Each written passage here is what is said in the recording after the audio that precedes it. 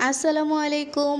আমার জীবনের সকাল শুরুই হয় কাজকর্ম দিয়ে। সকালে ঘুম থেকে উঠেই সব কিছু গুছিয়ে নিয়েছি। তারপর সকালে নাস্তা বানিয়ে সবাইকে খাওয়ালাম।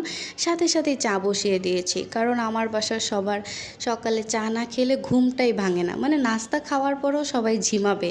তাদের মাথা ধরে থাকবে। কড়া লিকার করে চা করে ফেলেছি সবার জন্য। আর আমার সবচেয়ে বড় কাজ যেটা সেটা হচ্ছে দুপুরের রান্নাবান্না। যতই তাড়াতাড়ি করতে চাই না কেন তাড়াতাড়ি হয় না, কারণ বাসায় তো একটা ছোট বাচ্চা আছে, আকসা আছে, সে তো খুবই ডিস্টার্ব করবে।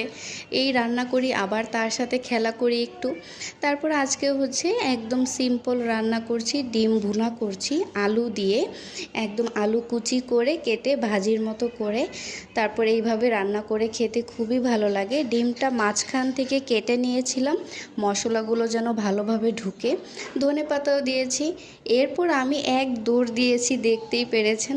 তাড়াতাড়ি করে উপরে গিয়ে দেখি এত জোরে বৃষ্টি নেমেছে যে জানালাগুলো সবগুলো খোলা ছিল, বৃষ্টি এসে সব ভিজে যাবে।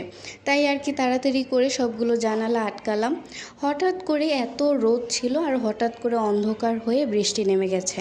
কিন্তু দুঃখের কথা হচ্ছে আজকে আমার শাশুড়ি মা জিরা ধুয়ে দিয়েছে। অনেকগুলো জিরা আনা হয়েছে, তো ময়লা থাকার কারণে সেগুলো ধুয়ে